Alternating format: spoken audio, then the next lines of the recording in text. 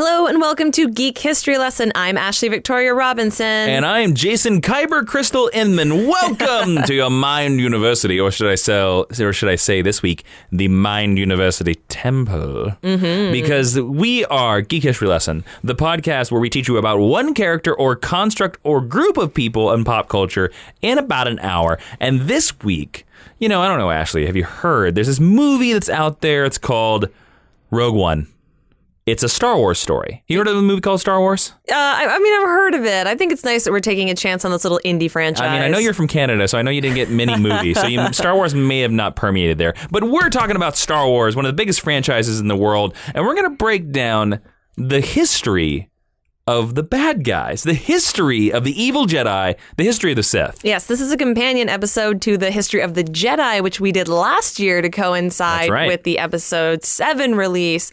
And I just want to say that this episode has been requested by a lot of amazing people, including today's TAs, Heath Garrett, Ink-Stained Knight, Billy Krause, Amanda Rucker, and Jamel Jones. Yay! Yes, Thank you so much. And you should totally stick around till the end of this podcast because we have a super awesome guest sticking around and going to talk some Sith with us. Ashley, who is that? That is one Mr. Kristian Harloff, who you may know from Schmoes, Collider Movie Talk, and the co-host of the movie Trivia Schmoedown. He also has a planet named after him in Star Wars canon. That's true. We couldn't think of a better guest. So I wanted to know if we could go round robin for my first question, and everyone say whether we think we would be more light side or dark side if we were fortunate enough to have been born Force sensitive. Sure. And are you okay starting out? Absolutely. And I think not that I would brag about it, but I think I'd probably go dark side, especially if I'm driving on the highway. There's no way. And if we're talking, you're talking about being born that way. So we're talking about in my late teens, early 20s. Now I'd probably be able to contain myself a little bit, but in 18, early 20s, I'm going dark side. Yeah, it's going to be amazing. All right, so let's jump into the history of the Sith. And Ashley, are we jumping into the 10-cent origin? I don't know what to do since we're talking about a whole group of people. We are going to jump into the 10-cent origin. Okay, great. Okay, we're jumping into the 10-cent origin, which is the first section of our podcast on Geek History Lesson, where we give you a really quick 10-cent origin, Cliff Notes version of the Sith, in case you want to go to a cocktail party or Coruscant and buy some death sticks and tell somebody, hey, I know about this group named the Sith, that's worth at least 3 death sticks. Yes. It's worth at least 4. Make sure you get 4 death sticks. Okay, so the Sith are, of course, famous Star Wars character introduced in A New Hope, which premiered in 1977, created by one Mr. George Lucas. The Sith Order is a sect of Force sensitive who utilize the dark side of the Force, and the term Sith originally referred to a species of aliens native to the planet Korriban and Ziost, who were later enslaved and ruled by the exiled Dark Jedi from the Galactic Republic. Wow, that's cool. I had no idea. Oh, we're going to get into it. And famous Sith include Darth Sidious, Darth Vader, and recently Kylo Ren. All right. So that is your really short 10-cent origin of the Sith. Great. And now we're going to move into our meet cute, which is a term we stole from romantic comedies, where we first encountered the Sith. I think since this is based on a series of movies, it's going to be pretty obvious where we first encountered the Sith. Ashley, let's see if you buck the trend. Right. So I'm pretty sure that I knew who Darth Vader was before I knew what Star Wars was. Yep. But I first saw A New Hope right before the 1990s re-release of the movies. We watched the original VHS tapes that my dad had from the 70s. All right. And they were really bad. And that was obviously where I first met Darth Vader and the Sith, where I think most people did. Yes, I met them in A New Hope as well. Although when I first watched A New Hope was back in the 80s, ABC used to play movies.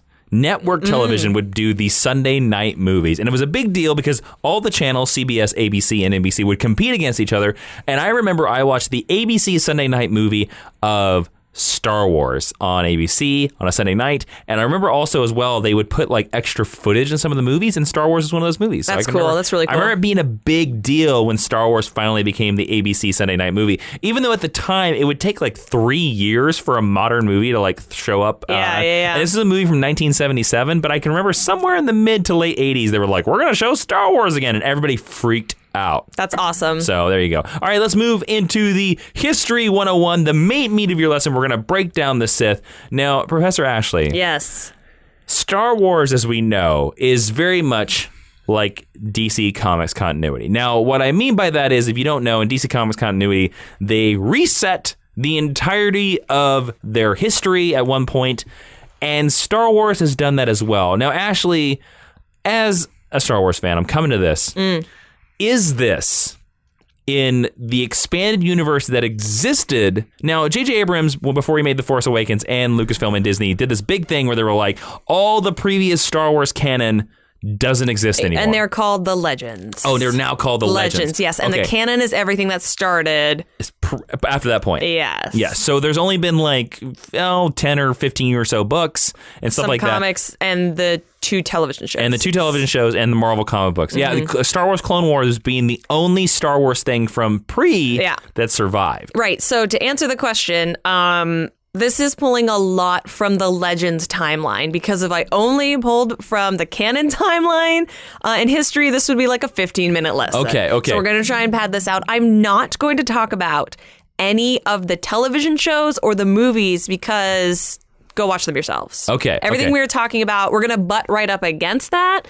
But everything. So everything is pre-episode 1. Yeah. So pretty much this is all Legends. Okay. And when we get there, we can just briefly be like, well, you saw this guy and you saw this guy and blah blah blah. The further along we get into this lesson, the more names you'll recognize. Great. All right. So and we're also going to generally assume that this pre-episode 1 stuff is probably unchanged in this new timeline. It just hasn't been confirmed or denied yet. Yeah, because that seems the way. There are references made to some of these characters and some of these events in canon story. Great. So all right, let's jump into the history of the dark side. Yes. So, like we talked about in the Tencent origin, the original Sith were referred to as Dark Jedi, who were Force sensitives who came into the dark side of the Force rather than the light. Great. Now, that's the Sith as we know them. There is a race of people who were called the Sith. The Dark Jedi came to their planets, they slaughtered them all, and they took on the name of the Sith. And they were like, we like this name. Yeah. I mean, it's a good Sith. It sounds very evil, like a snake.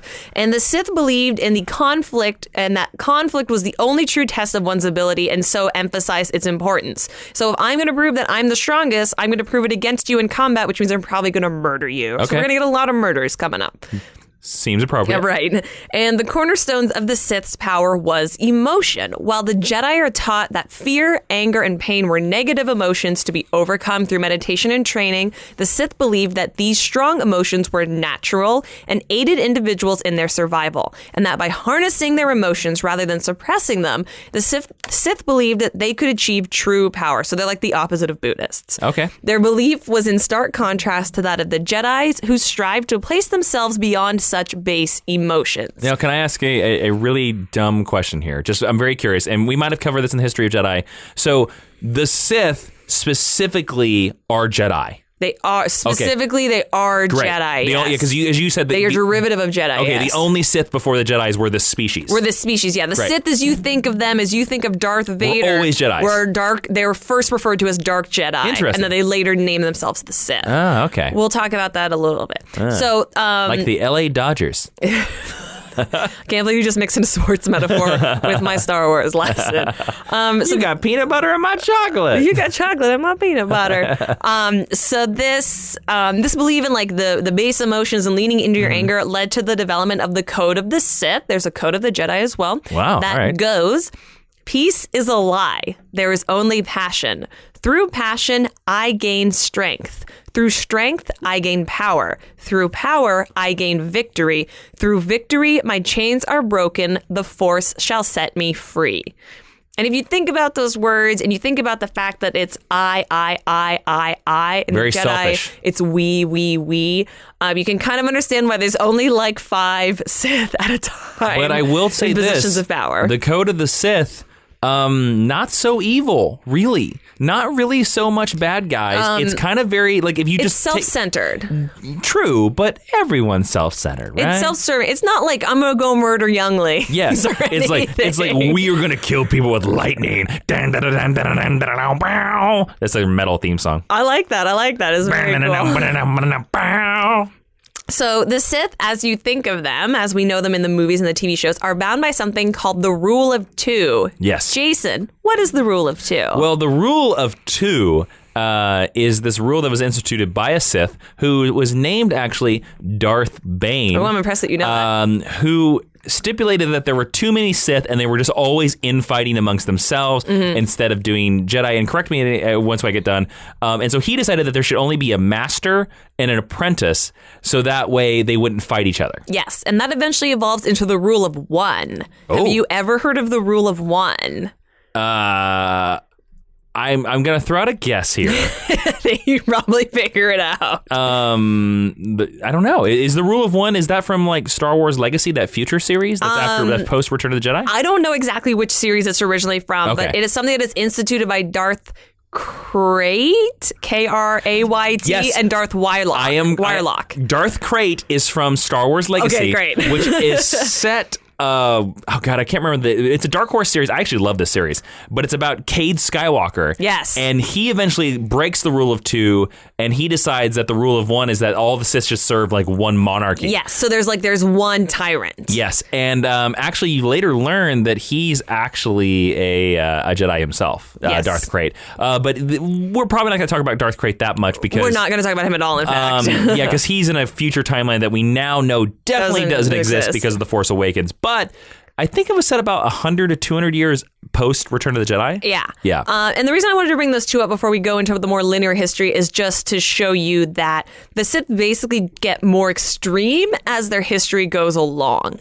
Like you pointed out, they're not necessarily evil when they start out. They're just selfish. Well, it's really. And also, like you said, like an organization based off of that will eventually just fall. Totally, as we've seen in human history. Yep. Now that we've talked about that, let's move on to the way back. The way back. So in Star Wars, there is a specific way of telling time. The same way that we have Common Era and before Common Era in human history, they have a way of telling time called BBY. And BBY is before the Battle of Yavin. And the Battle of Yavin, if you don't know, is Star Wars A New Hope, when the Death Star was blown up because it was by the Yavin moon. Yes. I'm assuming that the timeline after that is after the Battle of Yavin, but we're not talking about that, so it doesn't matter. Yeah, I believe so. So we are going to start 100,000 years before the Battle of Yavin. Whoa, that's a jump. So strap. We're like ancient Egypt Star Wars universe. Like at least, yeah. So like put your gravity on. So the Sith species, this race of aliens, evolved on Korriban, which is an outer rim planet. They began to coalesce into a society right around the time of 100,000 before the Battle of Yavin.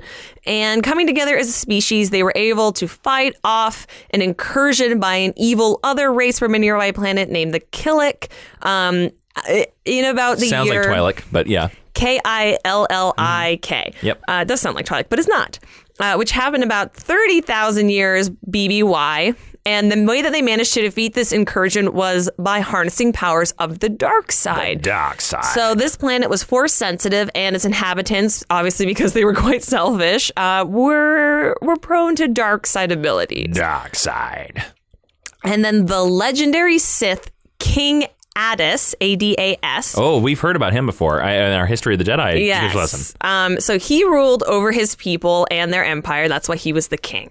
And having ruled as a warlord for some time, taking many conquests and many lives, he was able to unite the peoples of Korriban and was pronounced as a Sithari, S-I-T-H, A-R-I, which means overlord. Sith means lord.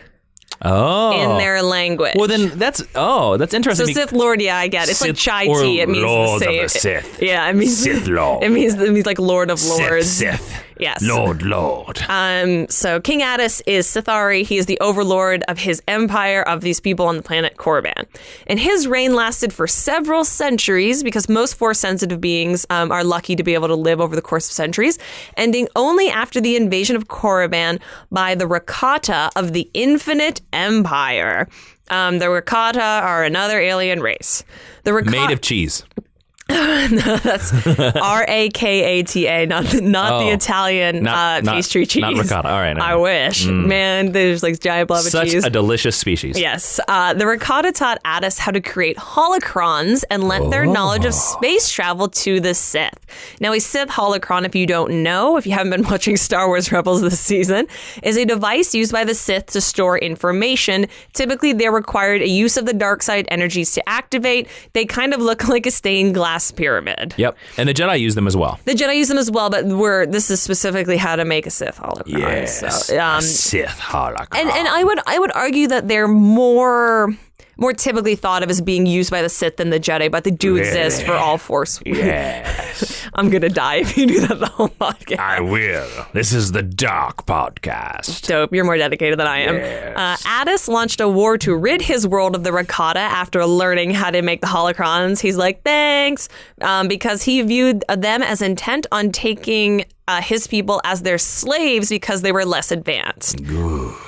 After he won a bloody war, Addis hijacked several of the Rakata's ships and used them to spread the Sith species to the planets Ziost, Tun, and Malachor 5, and was eventually successful in driving the Rakata from Sith space entirely. He kind of eradicated them from that sector. Malachor is also a planet that we've heard in Star Wars canon. Malachor 5 is going to come up a ton. Oh, is it like it's like a prime battleground? It's a big. The Sith eventually. I don't know if we're gonna get this, but the Sith eventually established a temple and a training ground there. A Malachor. So it's a bad guy planet. Good.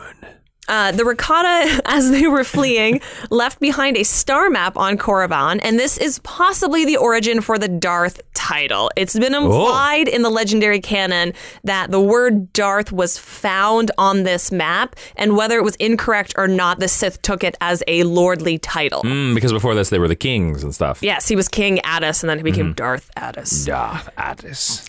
He was the first Darth in a line of many Darths. So by this point, a lot of the basic titles and tenets are the Sith are in place. We know what the Holocrons are. We have the name Sith. We have the name Darth. We're bad force. We use the dark force. I shouldn't say bad because they're not necessarily bad. Yeah.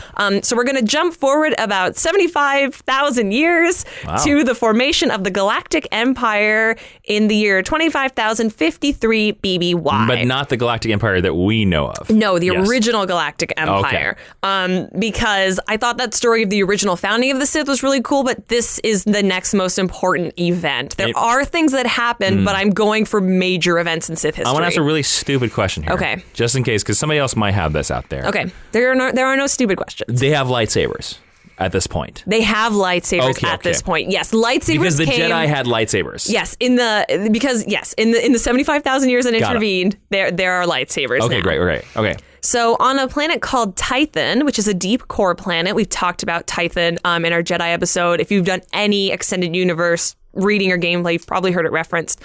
Scholars, scientists, warriors, and religious figures met there often, and they were all called together to discuss an anomalous energy field present in the galaxy that would become known as the Force. That's all. Okay. I was letting the Force fill the room. All right, you looked like you raised your eyebrows and I was thrown off. So in these discussions, several individuals advocated the use of Bogan, B-O-G-A-N, not the Australian slang word, which would become known as the dark side. They're like, we're not quite sure what this Force thing is, so why don't we can abolish it if we lean into the dark side of it. And the followers of the light rejected this idea and defeated the followers of the Bogan in the Force Wars of Tython. This is the first battle between Jedi and Sith that ever officially happened. This is light force wielders versus dark force wielders. Following the conflict, the victors established the Jedi Order, and which was a group of warrior monks who followed the light side. The dark side would not have a stronghold until 7,000 BBY, so like 25,000 years later, when another group of Jedi left the Order in order to follow the dark path. These Jedi had been delving into alternative uses of the Force because they're like, okay, we've mastered this. What are some other things that we can do with it? How can we expand it? Because we're kind of like scientists. We're magic scientists. Okay. And they became increasingly reliant on it. They discovered that the Force could twist life to serve their purpose and be used to create new life. So they basically were like, we can play God. We're going to do this little Victor Frankenstein thing. Feeling that their power was threatened, the rogue Jedi sought supporters within their order, but were ultimately turned away. Arguments for their cause turned into conflicts, and these Jedi were exiled from the order. They took with them their teachings and their trainings, and they became known as Dark Jedi. But they're not Sith. They're not Sith. Interesting. They're just Dark Jedi. Okay. Sith exists somewhere else right now. So there's two You're not factions. dark enough to join us. There's two factions of Dark Force wielders right now. You're not dark enough. And they launched into a war against the formal Light Jedi Order that would become known as the 100-Year Darkness, because it went on for 100 years. It's kind of like the War of the Roses or the 100 Years' War in European history.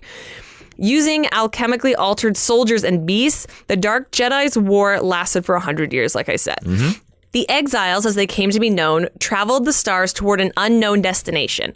They emerged from hyperspace above Korriban. Remember that planet that we were talking to? Yeah, it's a Sith planet. Right, and where they were greeted by the primitive Sith people. I'm going to stop here in case you're confused. I am very confused. We've been talking about the Sith this whole time, right? So the Sith aren't so are the Sith humans or they're not humans? So all the Siths that we've been talking about, all the Darths that we've been talking about, King Addis, the guy who made the Holocrons, they're a race of people. Oh, okay. And if you want to think about it in terms of human history, they're like the original Jewish people. It's Okay. eventually, once they meet up with these Jedi who are currently floating above Korriban, it's going to become like the Jewish religion. So these original Sith aren't Jedis at all. No, they're just Force-sensitive aliens Oh, who okay, lean okay, on the okay. dark side. All right, because I remember I did ask you before if they were Jedi. So that. All right, cool. So these Sith are Sith only, and these new people that will, I assume, eventually become Sith, they're the Jedi. Yeah, so they're going to do some stuff, and then the Sith, as you know them from the franchise, will come into existence. Got it. Okay. So the exiles shocked the natives. The exiled Jedis. The exiled Jedis shocked the native Sith with their dark side abilities and were proclaimed Gen Jedi, JEN''Gida, meaning Dark Jedi in the language of the Sith. Not much creation with that name. Well, they're kind of on the nose, okay? They're like, we're just learning words. The Gen Jedi forged an alliance with the Sith's ruler, a second in command, and used that relationship to overthrow the king and claim dominion over the Sith race of people. Okay. They adopted the title Lords of the Sith, and their ruler came to be known as Genari, which is the title that we talked about before. Okay, but not Darth something. No, or Dark Lord of the Sith. So Dark Lord of Lords. They become the ultimate. These Dark Jedi pursued those Sith across the galaxy until both factions crash landed on a planet called Kesh, which is a planet located in wild space, which strived to achieve balance between the light and dark side of the Force. They had a little battle there. They dragged all the rebellious Sith back, and they were like, we're all living on this planet now. We're all Sith, and this is how it's going to go. Okay. So from now on, there's one Sith. there's one Sith, because over time, the Gen Jedi and the Sith interbred to make the two groups indistinguishable from one another, and the Empire continued to be led by a succession of Dark Lords. So Okay. now the Sith are the Sith that you think of them as. So a bunch of Jedi were like, hey, Aliens. we're evil, but we like what you got. Give it to us. Give us your dark Force sensitive planet, and basically. the Sith were like, no. And the Jedi were like, we're going to take it anyway. Now we're Siths. Yeah, now we're all, look at Yeah. us, we're all Siths Okay. together. It's Now like, that makes a lot more sense now. Right. It's going to get a little more streamlined. So deceased Dark Lords were entombed in the Valley of the Dark Lords on Korriban instead of the Valley of Golg, where Sith kings had been, like the guy who created the holocron. Their tombs were filled with treasures they had accumulated during their lives, as well as strong dark energies. So they're kind of like the tombs of the pharaohs. Eventually, a legendary Sith half-breed named Marka Ragnos defeated Sith Council member Simus in combat and rose to power, claiming the title of Dark Lord of the Sith. His little documented but long reign was known to have been during the golden age of the Sith Empire. There's a golden age? age? It never gets better than this. Okay, all right.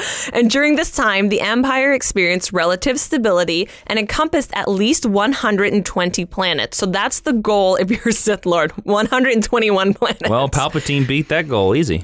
Including Arcania, Malachor 5, Thule, and Vijun? Thule sounds familiar to me. VJUN? As I know someone's going to correct me on that. As a big reader of the expanded universe, Thule sounds familiar to me. Yeah, it's I think it's a planet that becomes a smuggling planet later on. Okay, sure.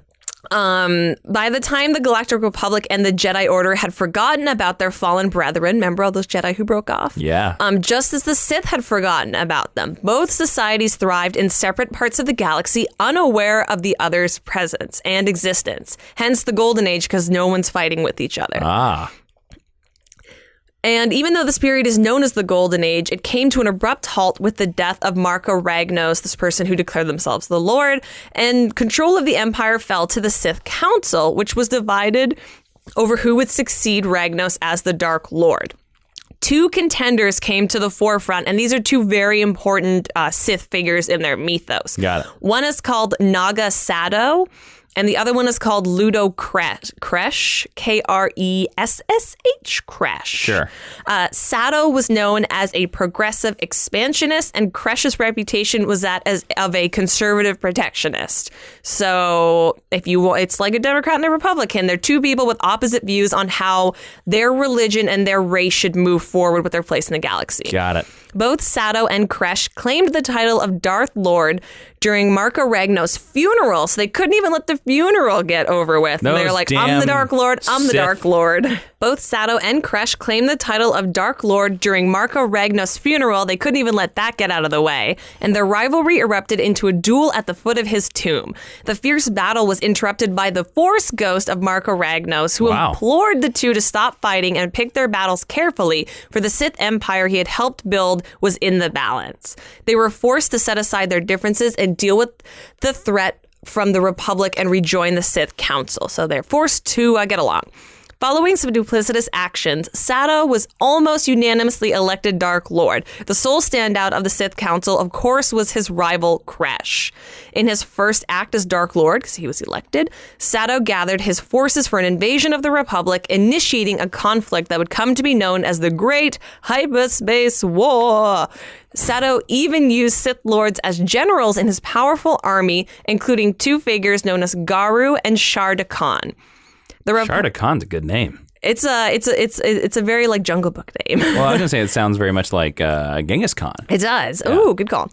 The Republic, unwilling to believe intelligence about the impending war, was unprepared for the onslaught and was initially overwhelmed by the Sith invasion. And the lightning. And especially the lightning. Oh, no! Sato's warships and warriors spread throughout Republic space, attacking many worlds simultaneously, while Sato himself aided by using battle meditation from within his Sith meditation sphere. Battle meditation. Hey man, I didn't write Star Wars. If I go, we'll come. Empress, I can kill you. Empress Teta of a planet known as Koros Major was the only Republic official prepared for the assault, and her forces beat back Sith attacks on Sinagar and Kirek and were able to pursue them back to Primus Galuld, where Sato activated a super weapon within his flagship, the Corsair, that caused the star to supernova. I know there's a lot of names in there. Yeah. Basically, the thing that you have to remember is there's an Empress named Teta, and she's really important, and she's a good guy. Teta. She's a good Sith, or does she get Republic? She's a good government. She's a good leader of her planet. She's a good Empress. Got it. Empress Teta's forces chased down Sato, crippling his ships and decimating his forces. The Sith Empire crumbled around him following this loss and forced him to go into hiding on Yavin 4. Oh, interesting. Which you may have heard of. Mm-hmm. Where they immediately began constructing mountainous temples dedicated to the Dark Lord and to the Sith religion. However, this was not the end of the Empire. Various Sith survivors fled to different parts of the galaxy. Several Sith fled to Thule, the planet we talked about earlier, where they would remain for generations, waiting for their revenge on the Jedi and the Republic. They established a military dictatorship ruled by an oligarchy of 8 generals. So is this when Palpatine in episode 1, when we see him talking to Darth Maul, and Darth Maul is like, finally we will have our revenge on the Jedi. Is this the revenge? Like, they're thinking about, like, they destroyed our empire. We had a great empire. I mean, the Jedi destroy the Sith a couple times.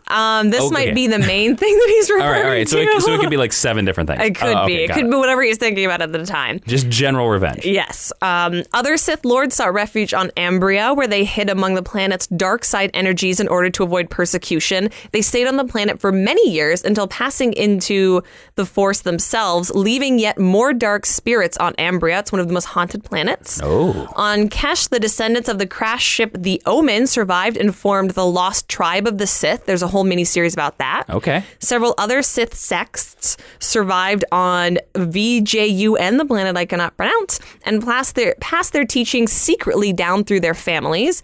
On the planet Tund, the Sith refugees eventually became mere charlatans known as sorcerers of Tund, and nobody believed they had actual abilities. Interesting. And finally, one Sith Lord took his forces and retreated to the unknown regions where they would bide their time and wait. Now, this hidden Sith Empire still held on to a planet called Malachor V as a teaching center. Sato, the leader of the Sith, was unable to rebuild the Empire after the war, as he had hoped to do on Yavin, and so placed himself in suspended animation within one of the temples that had been built there to his glory. The Sith Order only survived in obscurity on Yavin 4, and the Jedi Republic once again believed their enemy defeated. Around 600 years following the fall of the Sith Empire, 600 years later, a young human began trading at Odon Ur's Great Jedi Library on a planet called Ossus, O-S-S-U-S.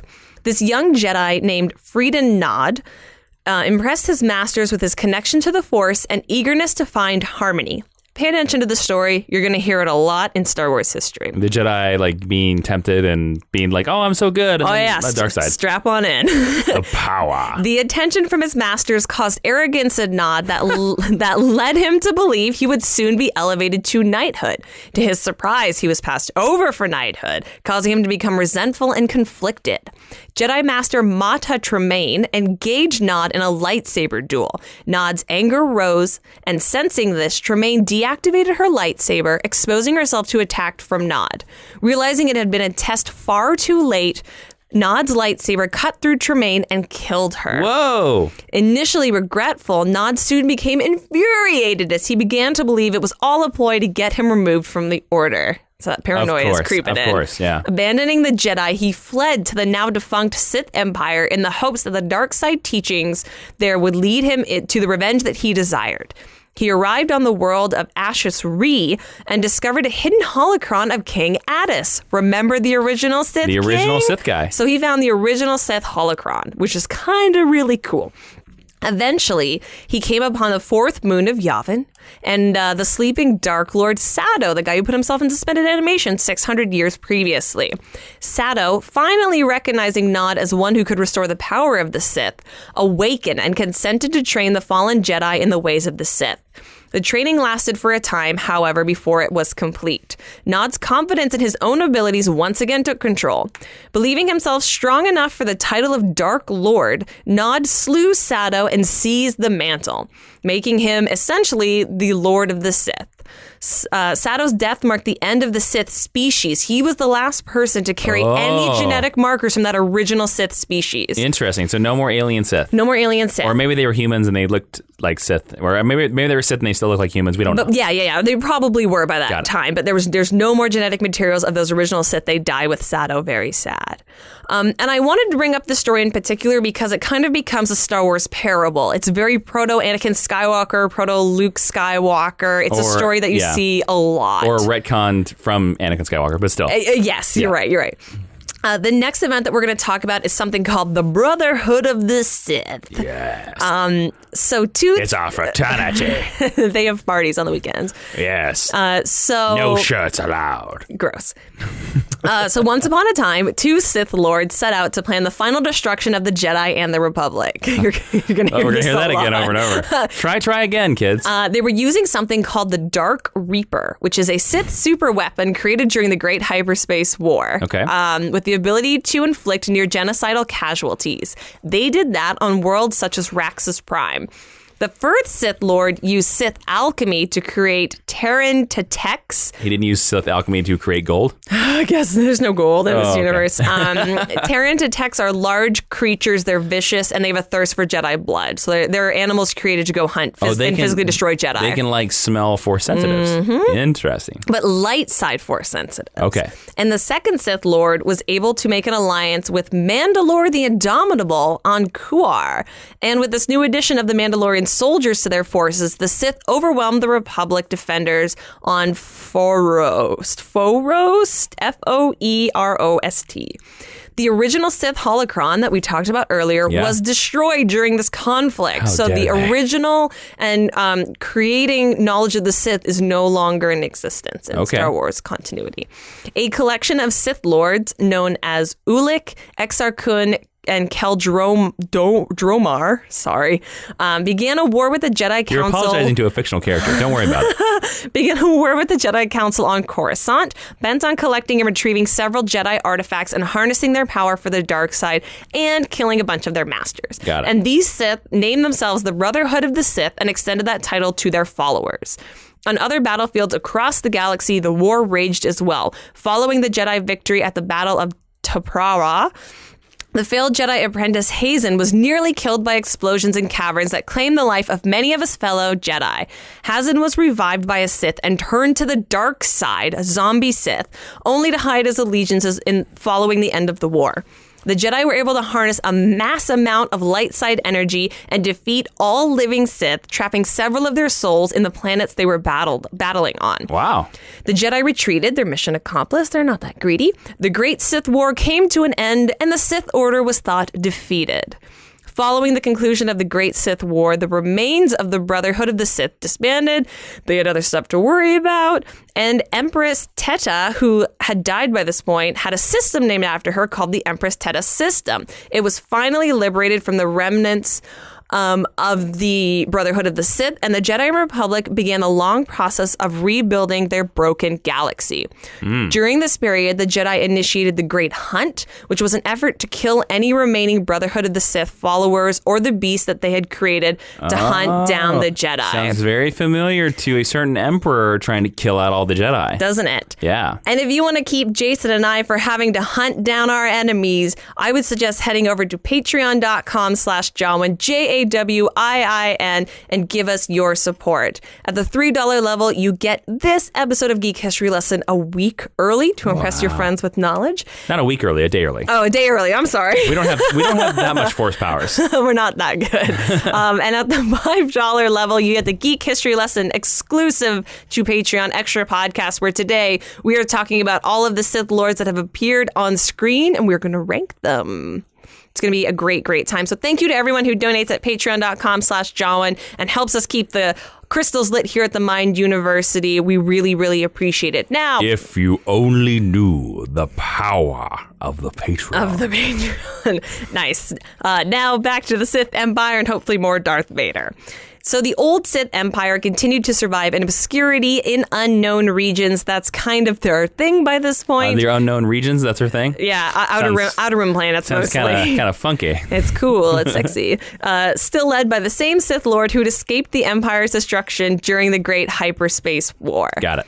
And then a little someone comes along called Revan. So let's talk about Revan. Oh, I think I know who this is. As tension in the Outer Rim escalated, several members of the Jedi Order began to voice their opposition to the Council's decision to remain uninvolved. They're kind of this... the Jedi tend to do that. They're Switzerland. They're just like, we don't want to do anything now. Yeah, they're like, we're not politicians. Foremost among these dissidents was a Jedi Knight known as Revan.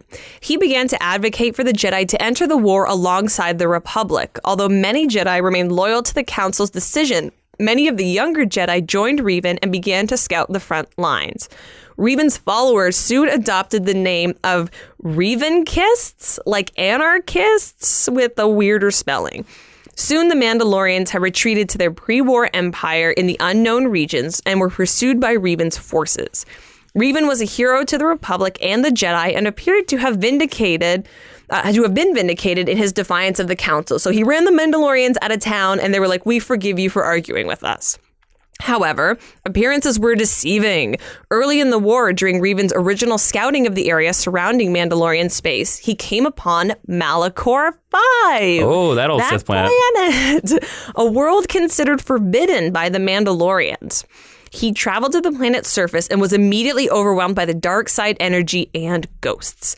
Believing By the ghosts. there's a ton of like Sith ghosts there. I There's need all the these Horse Ghostbusters. ghosts. Believing these Sith to be a greater evil than the Mandalorian, he accepted the Sith way of life and the power they offered, hoping that he could defend the galaxy from this newly discovered threat. He was an idiot. He's just like, oh man, these ghosts are too much. Oh, okay, I'll follow your way of life. Totally.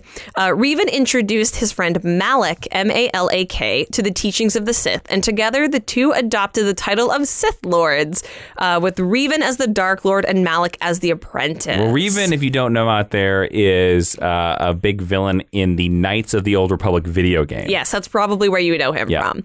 They remade themselves into Darth Revan and Darth Malak, making them the first in recorded history to claim the Darth title, even though there were ancient Darths. Yes. They're like the new sexy Darth. This is like the start of the Darths that lead all the way to Vader. Exactly. Got it.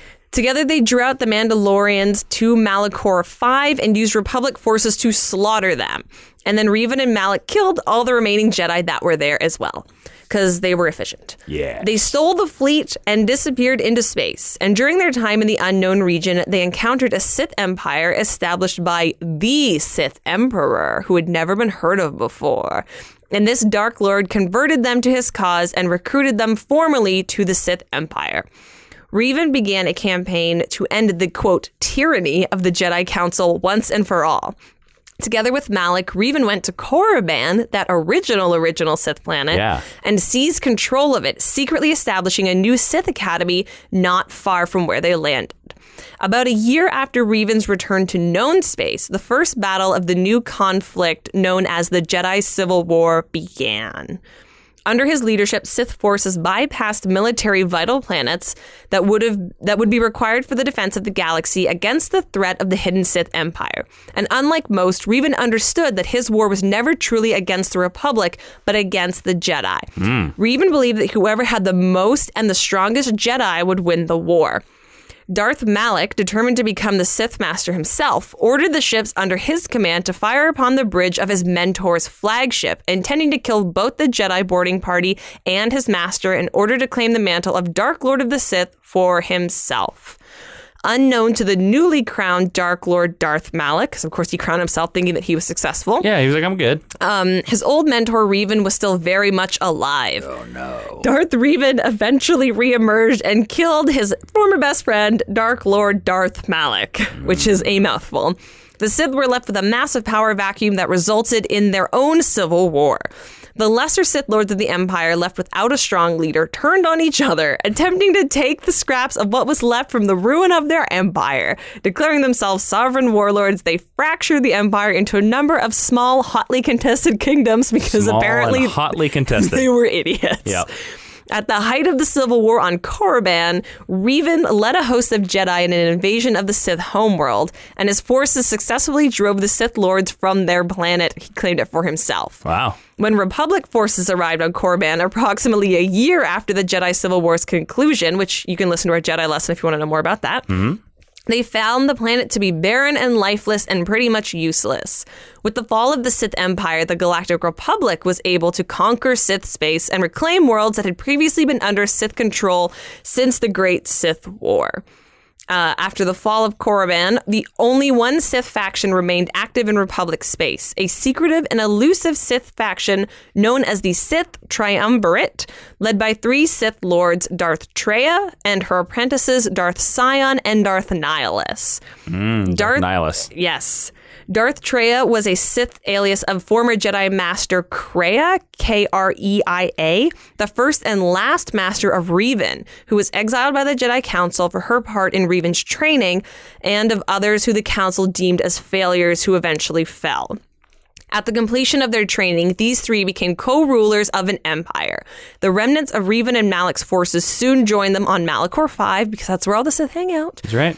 Where they subtly intervened with galactic affairs, using Treya's idea of echoes in the Force to corrupt the Jedi to the dark side, which I think is actually a really cool idea. Treya's a really neat Sith. Okay. There were several more warring factions that developed throughout this time, often fighting each other and slaughtering as many of their brothers and sisters as they did their Jedi enemies. Eventually, they took their respective factions into hiding and initiated a covert shadow war against the Jedi, starting with the first Jedi Purge. Sion led an army of Sith assassins from the Traeus Academy in a bloody crusade, while Nihilus worked from his ship, controlling his half-dead thralls, which are like his followers, and using his powers to feed off the life force of entire worlds, gravitating towards planets with a Jedi presence. So he pretty much only destroyed Jedi-heavy planets. Cool. Though working independently, the two reduced a number of surviving Jedi down to less than 100 by 3951 BBY. Wow, that's pretty good. They knocked all the Jedi down to there's only 100 Jedi left? Yeah, working basically in guerrilla warfare. Wow, that's crazy. It's impressive. It is not unimpressive. It's good.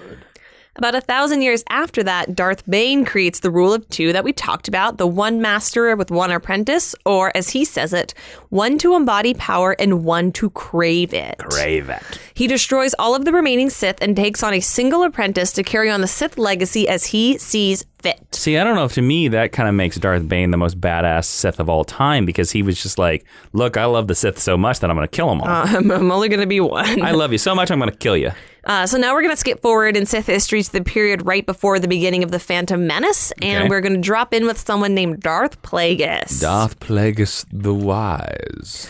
So Darth Plagueis discovered a list of Force sensitives and was scouting them out as potential apprentices. He sought them out for himself, and in one course of his search, he took interest in a teenage son of a nobleman on a planet called Naboo. Oh, our favorite planet. For sure. Who was an intelligent but arrogant young human of extraordinary Force potential named Palpatine. I would love to see the version of the story where he encountered a Gungan. No, you wouldn't. Plagueis was superficially motivated by a desire to exploit Naboo's wealth of plasma, but in Palpatine, he saw a far greater opportunity. After realizing the boy's Force sensitivity and cultivating his interest in the dark side powers, Plagueis manipulated him into murdering his own family, thereby initiating him into the fold of the Sith. Oh, that's hardcore. It is. Darth Plagueis dubbed Palpatine Darth Sidious and began his training in earnest. Palpatine at the time was actively involved in politics, being that public service is mandatory for Naboo youth like Germany. And as such, Darth Plagueis saw an opportunity to dismantle the Galactic Empire, the Galactic Republic from within. The young Palpatine would slowly climb the political ladder until absolute power was eventually his, and all who stood in his way would be eliminated. Many years later, Sidious murdered Plagueis in his sleep, having plied his master with intoxicants on the pretext of celebrating his new chancellorship. After decades of learning from Darth Plagueis the Wise, the man who would become known as Palpatine the Great was now Dark Lord of the Sith. He was tippity-top. Sometime during his young adulthood, while still apprenticed to Darth Plagueis, Sidious was given custody of an infant Zabrak named Maul by the baby's mother, a night sister of Dathomir? Sorry. They're called. There's been a lot of names today. No, it's all right. Who sought to spare her son from the ordeal of his night brother obligations. Yeah. Interesting. Sidious reluctantly took the infant into his charge, planning to train the child as an apprentice of his own. Oh, so he had Darth Maul since he was a little baby. Yeah. Oh, weird. That's a secret. Tiny little nubs. Oh my God, he'd be so cute. He'd be a cute little death baby. Little death baby. It was not altogether surprising due to the marital prowess of Force sensitivity common among the Zabrak species. So they produce some of the most Force sensitives in Star Wars universe. Which is why there's that whole sisterhood of the Dathomir. Exactly. Or sisterhood of the something. They were long a subject of interest to the Sith empires of old, these groups often spending ridiculous sums of money to hire Zabrak mercenaries. Oh. Maul suffered one of the most brutal and torturous apprenticeships in Star Wars history. He was subjected to numerous physical tests and training regimens, many of which bordered on torture. The goal of this vicious treatment was to strip Maul of his compassion and humility, turning him into a rage-fueled Sith killer. And I would say that it was successful. Yeah, and I have a feeling we'll probably see a lot of that in the upcoming Star Wars Darth Maul comic book series written by Cullen Bunn. One would assume. Friend of the show, Cullen Bunn. Yes, friend of the show. In the end, Sidious achieved his goal, and Maul became a powerful Sith Lord who demonstrated great martial prowess.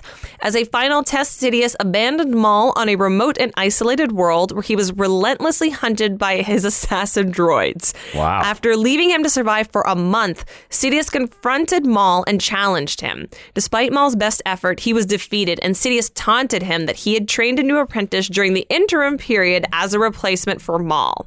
Enraged, Maul resumed fighting with renewed vigor, and even though he was defeated, he still passed Sidious' test. Darth Sidious declared his apprentice training complete and dubbed him Darth Maul, Dark Lord of the Sith. Though this could be construed as a violation of the rule of two, because now they're both Darths, Darth Sidious had informed Darth Plagueis of Maul's impending lordship and indeed had trained the Zabrak with Plagueis' permission. So there were like 3 Sith all going on at the same time. Yeah, that's weird. Yeah, it's crazy to think about. All right. But it was like more secretive, so I guess that makes it okay. Yeah, it's all right. Moreover, Maul was never trained as a true Sith Lord, but rather as a Sith assassin, used for assignments deemed too risky for Sidious to undertake himself, lest he endanger his political ascension. Oh, okay. So that's how they get around it. Because, like, even in the time of Rebels, like when you think about the Inquisitors, like they do bend it. And I know the storytelling deems, but the Inquisitors they're not that well trained, and that's a story point. Yeah, it's true. But like the Sith break this several times where they're just like, oh yeah, we have a rule of 2, but actually we have 5 people. Yeah, at any given moment. And so they're just like, okay, there's only actually 2 lords of the Sith. Although here they break it. There's actually 3. There's 3 Darths for like a hot minute. Yep. Despite his success in Maul's training, Sidious regarded him as little more than a placeholder for his eventual target, Anakin Skywalker. And that is where we are going to end our history of the Sith. And as you know, of course, Anakin Skywalker encounters him in episode 1, 2, and 3 until episode 3. Sidious, after having a couple other apprentices, including Darth Maul, Darth Tyrannus, gets him as Darth Vader, and they kill all the Jedi with their clone army using Order 66. Until eventually they're both confronted by another Jedi called Luke Skywalker, who convinces Darth Vader to turn his father from the good side. But you can see that all in some movies called the Star Wars saga. Yes. So let's move on to recommended reading. Yay, recommended reading, where we're going to tell you some books and stuff that you should read because we like reading and we're a Mind University and we like signing reading assignments. But if you want to read these reading assignments, you should go to geekhistorylesson.com/recommended reading, where we have all these clicks and links that you can click on to link things. They'll take you to Amazon. You can buy this book. It's quicker than a holocron from the Jedi, and it helps support the Mind University. Yes, Did any of that make sense? I felt like I was speaking Dathomirian. You did good. You did really good. Yeah, we'll see. So the first book that I want to recommend is Star Wars Darth Plagueis. Okay. It deals with a lot of Darth Plagueis' obviously rise in the world and his introduction to Palpatine, a.k.a. Sidious, and how that all came about. I have heard about this book several times. Even though it is technically a Legends book. It is a Legends book. It has a lot of great scenes in it. I'm also recommending it because it is still in print. A lot of these Sith Legends stories are not in print, and they're very hard to find now. Interesting. Without a little bit of legwork. Secondly, I want to recommend the Star Wars Darth Vader series. Oh, yeah. I would recommend that you start with Volume 1. Yep. I think it is the thing that is in current canon that is doing the most to expand the Sith mythology in a really meaningful and impactful way. Mm-hmm. And in that book, Darth Sidious breaks the rule of 2 several times. Now, if you don't know about the book, you're kind of like, why do I care about Star Wars Darth Vader? Let me sell you on this book. It's set between A New Hope and Empire Strikes Back. Okay. And it shows you the story of how Darth Vader, who allowed the Death Star to be blown up, who the Emperor hated at that moment, how he went from that to leading the biggest Star Destroyer ever in Empire Strikes Back. So you see his journey, his rise back to power. Mm-hmm. It is the best Star Wars comic book ever published. And then, thank you for pitching that on my behalf. And then the final thing that I'm going to recommend is actually recommended watching. I'm going to recommend that you pick up Star Wars The Clone Wars because you really I think you get the best sense of Anakin's journey and his struggle with the dark side in the Clone Wars saga. And like I said, it's a trope and it's a parable of Sith culture of taking this strapping young Jedi and turning them dark. And also, it's a great show. It's a great show. And fun fact, the very final episode, Yoda goes to a force-sensitive planet, and who does he encounter there? Darth Bane. What? Yeah. Look at that. That's good. I forgot that. Deep cut. All right, let's roll right into our discussion with the awesome and the amazing Kristian Harloff. Hey, Kristian, thank you so much for joining us. I'm happy to be here. Finally getting to talk to Star Wars with you guys. Yes. So we have a section at the beginning of the podcast called Meet Cute, where we tell how we first met something and how cute it was. So can you tell us your secret origin with Star Wars? It's funny because I try to go back to that. And I had this weird memory of myself, although I definitely don't remember it, but I'm pretending that I do, when I was just around a year and a half or two that my dad took me to see episode 4.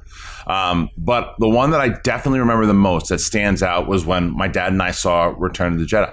When we saw it together in the theater. I remember it. I was already a big Star Wars nut at that point, but that's the one I remember being in the theater watching. I remember all the toys, just like my mom having to call me for dinner like 8 different times. And I was still just playing with all the toys that I had, being devastated when she threw said toys out. Oh, yes. What was your favorite Return of the Jedi toy?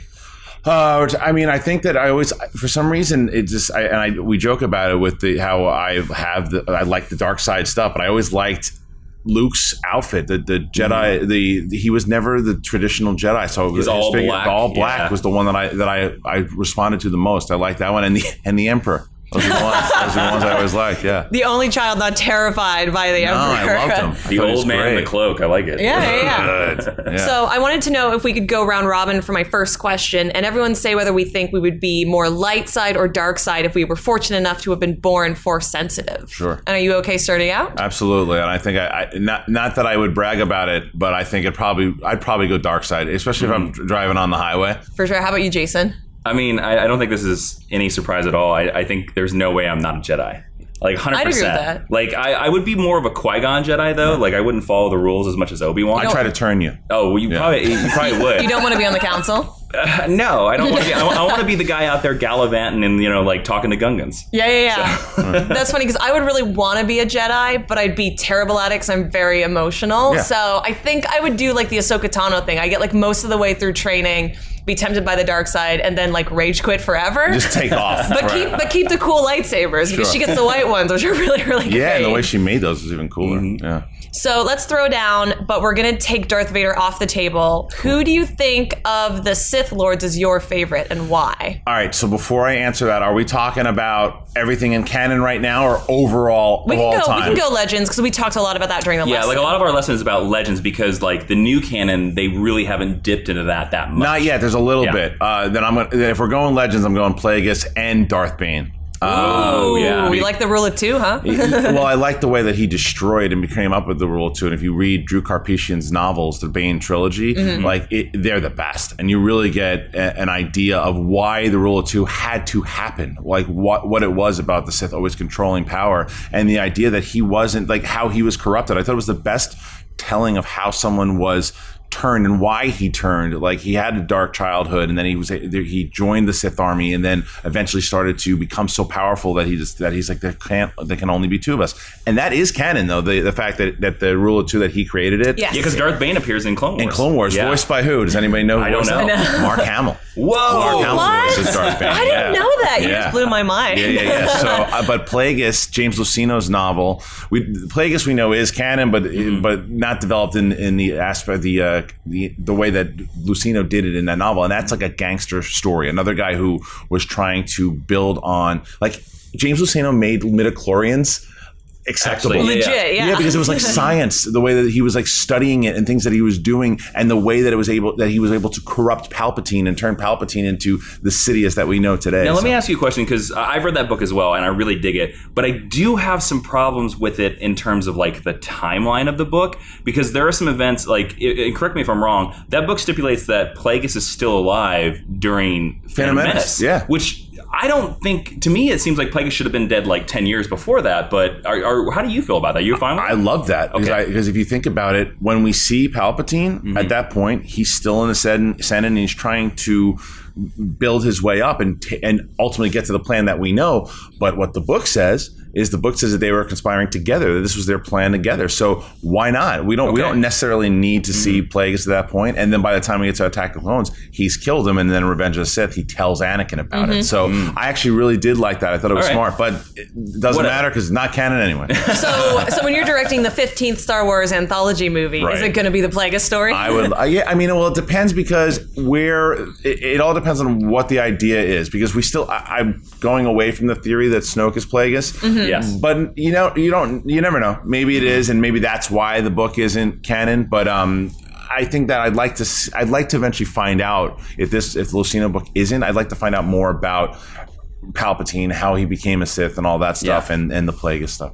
So talking about the new canon that is building out, you're watching Star Wars Rebels, you talk a lot about it. Do you think that the idea that Ezra might turn to the dark side is a good idea? Would you like to see that happen for that character? Yeah, Tiffany Smith and I have opposing views on this, and she thinks that by Ezra turning to the dark side again, it's just we've seen it already, kind of same old thing.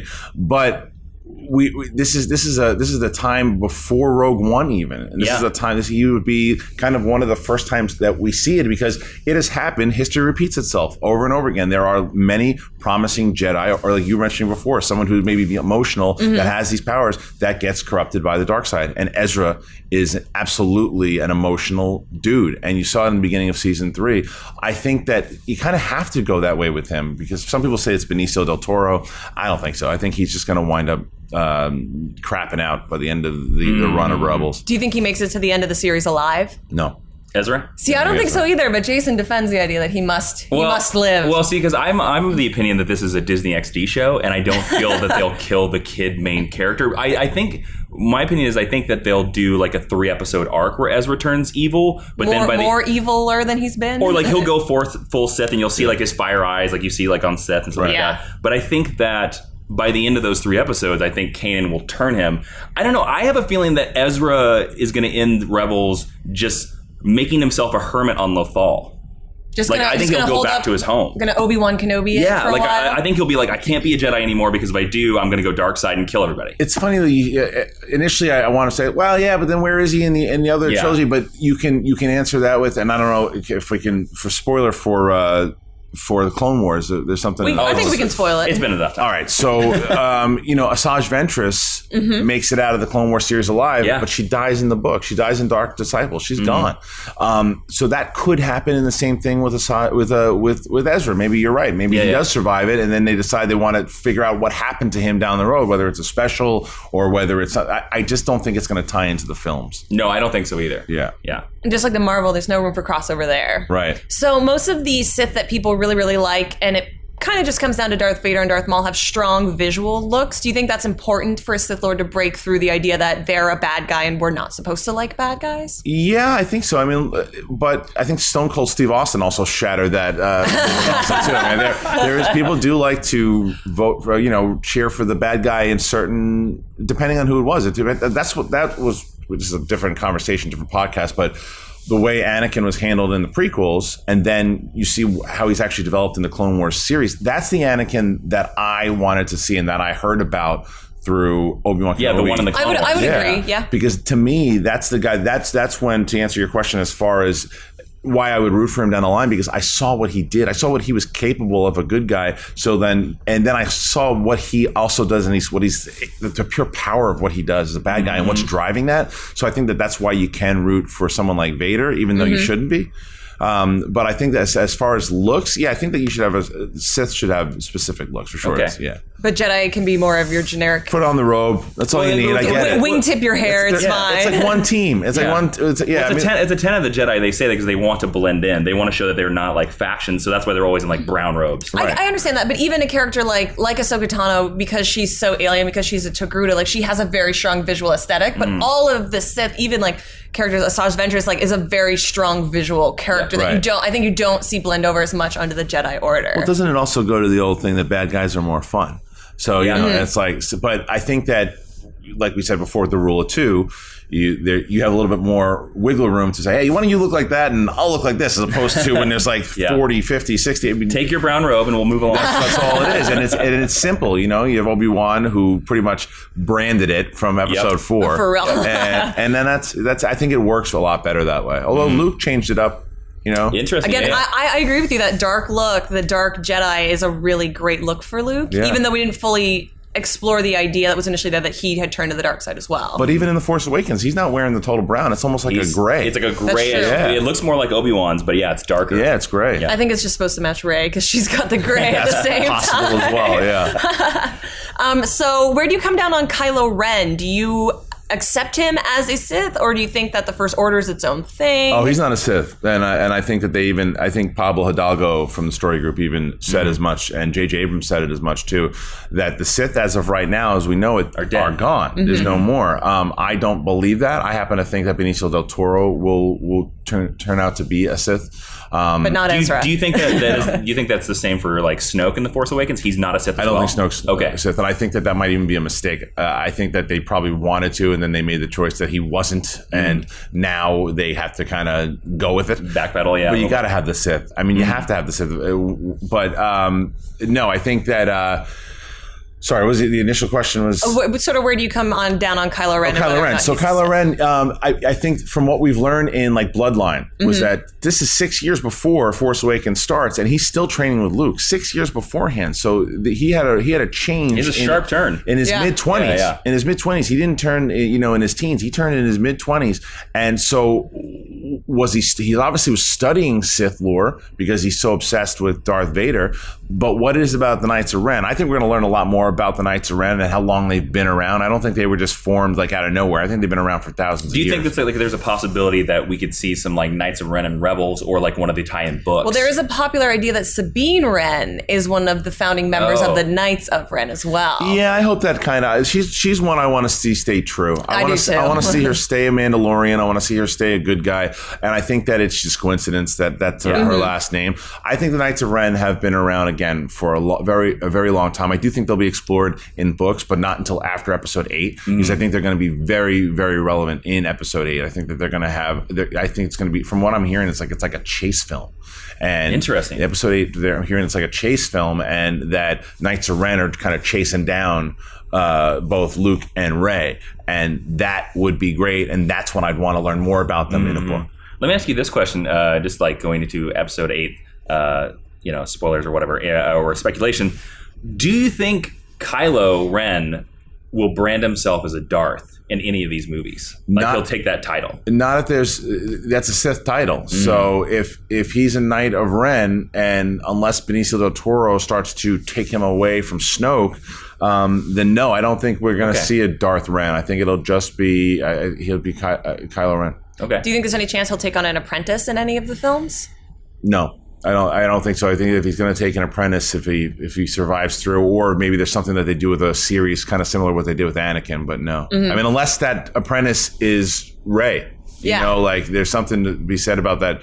He's trying to recruit. We found out through Abrams' commentary in The Force Awakens Blu-ray that just came out a couple weeks ago that he knows her. He knows who she is. That's why when they ask, he's like, what girl? That maybe he thought she was dead or whatever. He's aware of her. So he's aware of how powerful she is. So I think that that's a possibility. But if not Rey, then no one. So my final question has to do with lightsabers. And if you are going to be a Sith Lord, what color would you like your lightsaber to be? And do you have a style in mind? Red. I'd go traditional. I wooldn't go with the double bladed. I'd go more on the line. Not the weird Inquisitor spinny one. No, not. I think only Inquisitors get the spinny ones. I know the spinny ones are not even the Dooku kind of tilted one. I would go straight up Vader style, like just traditional hilts and all. That's it. Blade, simple, and for me, I don't think like Jedi. You want to switch around with the colors, it's fine. But Sith, you're Sith, you're red. You show up with any other, get out of the club. You're out. Get out of the Sith club. Yeah. I love that. All right. Now I have one final question for you on top of her final question, because we just like to do that because it's all conversation. We're just final questions. Final questions. There you go. Exactly.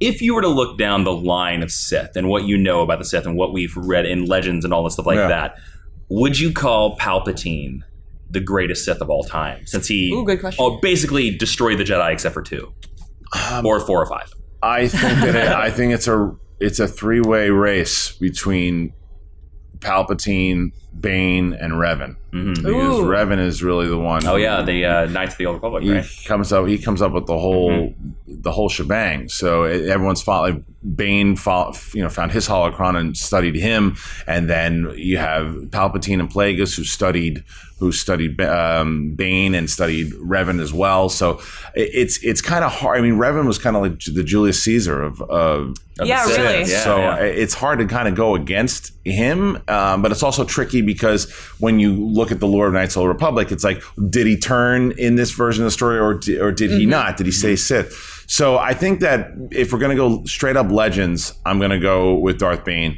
because of everything that. Also, he just has a great name. And you see what he did and what he went through and what he learned and how he taught himself, the pain that he went through in order to learn all this Sith magic. But if we're going canon, then yeah, you got to give it to Palpatine. Nice. Well, Kristian, first off, I would thank you so much for joining us. Yeah. But I want to say, I would love to bring you back a year from now, post episode 8, and see where we are compared to our predictions, we just talked about. I think this would be really interesting. But let our listeners know where they can find you on social media and all the other places on the internet that they should check you out. Absolutely. If you guys want to check out, I tweet about Star Wars and other things at Kristian Harloff with K, and Instagram, same thing. I host the Collider Jedi Council every Thursday, as long as we do Rebels reviews there. I host a very fun movie trivia Schmodown. It's like basically the WWE of trivia, and both Ashley and Jason are competitors in the league. Yeah. That's right. So go and check that out. That's every Tuesday and Friday on Collider Video. All right. Well, thanks for joining us, Kristian, and may the Force be with you. To you as well.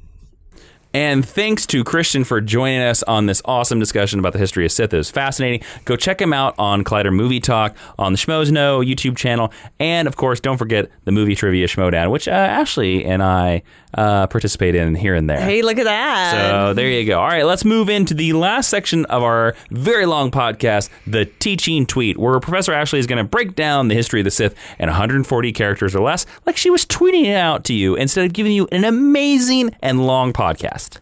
The Sith. Man, they angry. Cool lightsabers, though.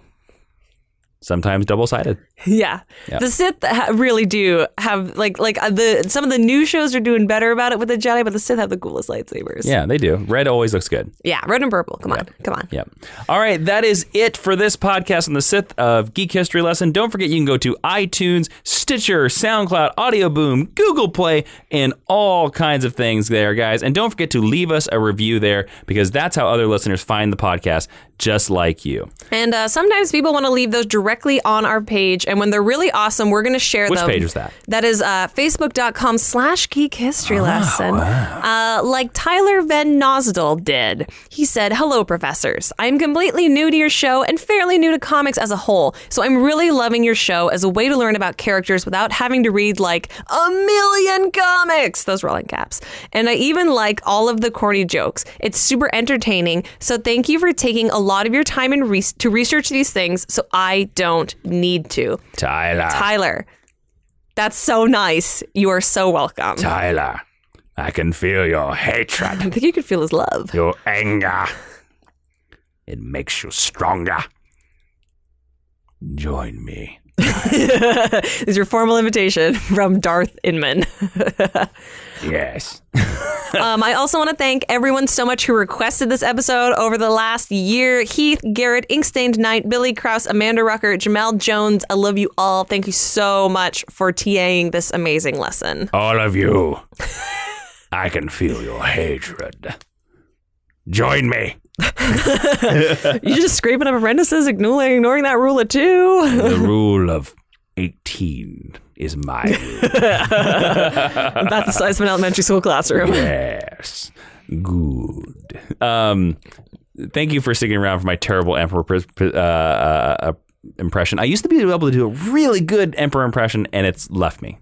Just shows He's how. not been around for some time. Don't feel bad. Good God. All right. If you want to complain to us on Twitter about this podcast, you can do that at Jawiin, Jawiin, or at Ashley V. Robinson for Ashley. And we'll be back next week with a brand new episode about a brand new subject.